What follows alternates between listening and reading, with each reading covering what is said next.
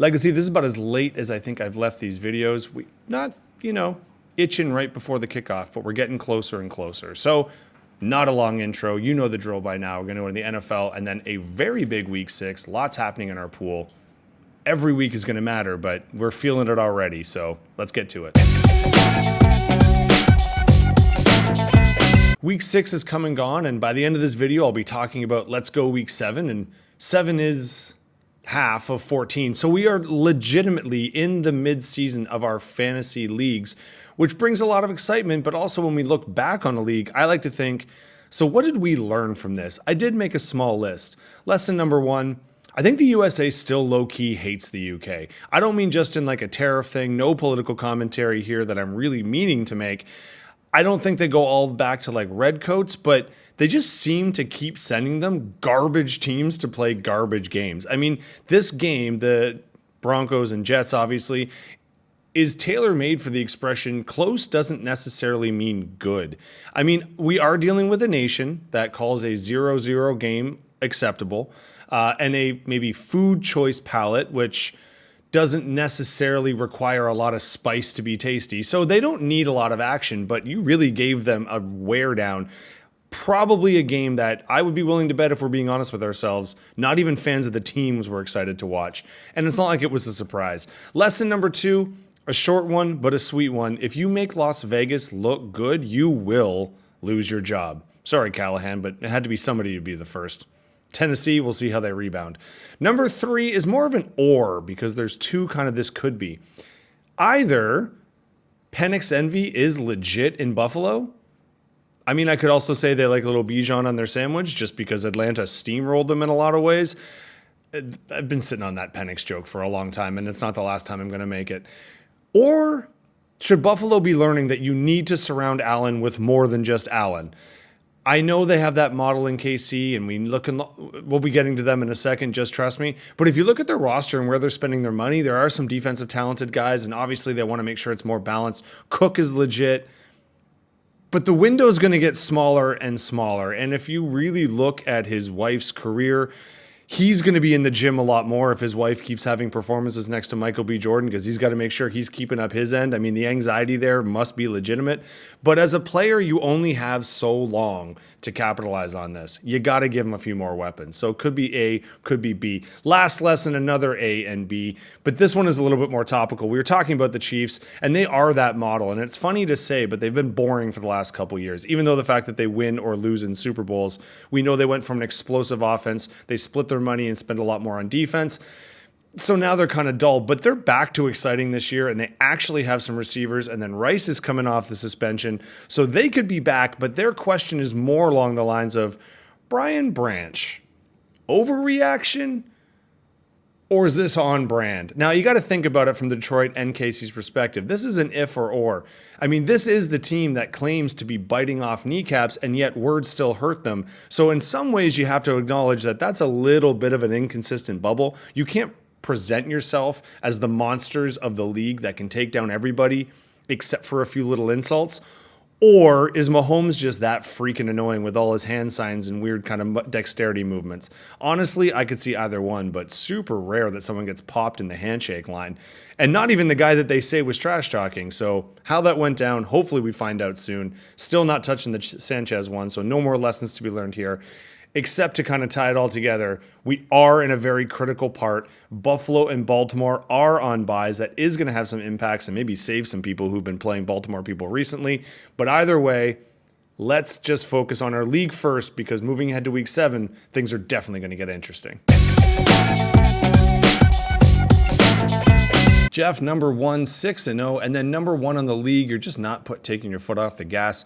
Gene, we thought maybe you'd be the cooler at the table to kind of ice down the game. Now, Nakua did get hurt, and we don't cheer for that, obviously, but maybe that started. You thought you had a shot, but unfortunately, your guys just didn't show up as much as you needed them to. Now, Dax, you're going to find the quarterbacks this week. There wasn't a lot of points in general, and even across the board, hitting your predicteds probably got you the win or really close to it, unless you had a matchup like going against Dibbler, because you need predicteds plus against him. Next week, we know for sure, too. I'm going to try not to talk about that too much, but you just needed 1 or 2 guys to really go off. It didn't really work out for you. You had Dax as the quarterback 4, Everybody else, you had some okay. Browns are going to do what Browns are going to do. I was just shocked, actually, here. 2 decent matchups and 2 Browns. I don't know what anyone's thinking. But you needed more. You needed a couple of those big outings because on the Jeff side, he had a bunch of guys ringing the bell at top 5. Even from his defense was defense 3. Quarterback here was, Darnold, not necessarily the one that you would be hoping or thinking, but he did just fine. He was the quarterback 5. Rico Dowdle, what can you say about the guy that, Carolina's got not much on the go. So even with Chuba coming back, I can't see them changing. I think he's going to be the pickup of the year. White's been more than a serviceable kind of replacement while Bucky's out. And you got Nakua going down, but then you got your other 2 guys stepping up. Chase finally doing some stuff that he should be doing, and I just hate the fact he did it again on Thursday night, but that's a next week issue. JSN being about as consistent as they come. He was the wide receiver too. So all things considered, not a 200 week, so it wasn't like a monster, but 184 is nothing to sneeze at. 6-0. Definitely nothing to sneeze at. Gene, because you have some good scores all the way around, still maintained a top 3. Can't be too upset about that. Marco came out of his shell, and I'm shocked we didn't hear about it on the WhatsApp group, because usually, Marco, you like to keep us updated when you get a big win. You doubled down now. Timmy, you were the low score of the week, so going through your team is pretty quick. Everybody underperformed. Now, hey, great performance by your tight end, and Baker's being Baker, MVP season and all that. Bench, again, about as close to commando as we come. Nothing in the basement going on here.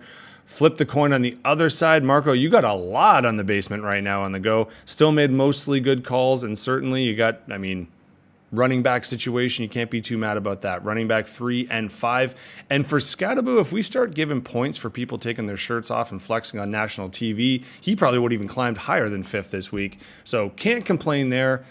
Coming into form, you're going to hear a lot near the end when we talk about the standings of just right now is that time where you want that push in week 7. So Marco, if this is a sign of things to come, I imagine we'll be hearing a lot more from you on the chat group. Timmy, bummer for you, but if you get it all out in 1 week, not so bad. You're still 3-3 and just on the outside of the playoff hunt. Look it in. Our other new team fared a little bit better on this one, still 3-3, so you can see the 3-3 range already. You know why we're going to talk about the standings later on, and you're going to hear it annoyingly from now on out. Points matter, points matter. Well, points do matter because 4 points, yep, my math teacher says that's exactly 4, was the difference. And now, granted, both of you got to be happy. You're still in the playoffs, but Kent, this was one that you're probably going to be kicking yourself because you had some monster wide receiver performances, number 1 and number 5 respectively. Pickens, we'll see with Lamb potentially coming back. We'll see what that ends up doing. You just didn't get a whole lot from your running backs, and these are running backs you've been able to count on for the majority of the year. And obviously, I think you expected a bit more from your defense in that particular matchup. You did have some points, including keeping your Wood here on the bench, but you know what? Would have made a difference, but I don't blame you on any of the calls. On the flip side of the coin, Jason and Josh here, you had your ups and your downs. Receivers, most of them not so good, except for Drake London, and he was the wide receiver 3.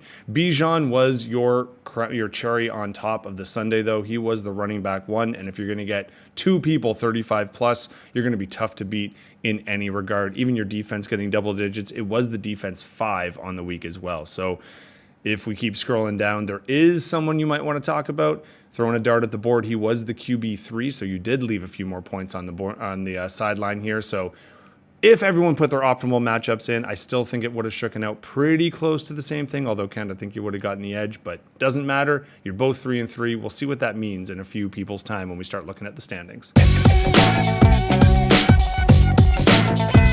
I didn't have my best week, but fortunately, like I said, if you were hitting predictives or just over, you were pretty successful in most cases this week. Tim, you did not. This was not a week for Tim people in general. Neither one of you had an awesome week. This was a bit of an atrocity, so hopefully there were some emails sent. You had the tight end 2, and if we keep scrolling, you had the tight end 1, and actually you can see the difference there. That actually would have helped you out because obviously Kyler Murray, not so good, didn't get you a whole lot of points because wasn't actually playing. The other quarterback from Arizona would have gotten you points. Wouldn't have mattered maybe, but I mean, if Stafford would have had the game I think we all thought he was going to have against Baltimore, that could have been where the competitive balance lied. But no worries, you're not out of it quite yet, but maybe some adjustments are in order. For me, the door was open because Egbuka, who's been awesome for me, getting hurt and just getting hurt at the beginning of a game, man, that stinks. And just a running back who stinks. But I did have the tight end 3 in Warren, and Drake definitely again. That's his quarterback 2 on the week, and certainly one that I hope becomes a bit more of a trend going forward. I started the Cleveland's defense, so I should have known what I was in for, although, spoiler alert, might be doing it again this week. Let's see. But doesn't matter. We'll save week 7 stuff for week 7. In week 6, I hit predicteds, and that was good enough. Rennie, you were the lowest scoring leader or winner, but certainly there was well under both of you could have won with different matchups. This was the second tightest within 10 points, is always kind of a tough spot. Now, the funny thing too here, like Connor, if you look at your side, you scored fairly well in a couple of your guys, your wide receivers. I mean, hey, Tech McMillan finally got a touchdown, and then he decided it felt so good he'd have 2. Taylor's been doing Taylor-ish things with 123 in the touchdown, but didn't actually crack the top 5. Your defenses were both hella disappointing. You did have some points on the bench collectively, but and ultimately, if we look at it, that might have made a little bit of a difference. But what's funny here is you both had that same idea, that you just had some people drastically underperform. Rennie, on your side, the injury was a big point, and Denver forgetting they can throw a ball against the Jets. I mean, that was, like I said in the NFL thing, we just must hate the UK to give them that one. You got to be happy, though, with Henry remembering that he can actually run the ball pretty well, and maybe Baltimore will remember that, too, after their bye week. You did have Jacobs, who did scratch the top 5. He was the running back 4. And Mahomes has been your star. Nobody's probably happier in this league other than you with the return of the Kansas City offense, and now with all of the receivers coming back. Mahomes might be your guy. He was the quarterback 1 this week. So you got the W. As we're going to get into here, I'll go straight to the standings, and we'll see just how important those wins actually are right now.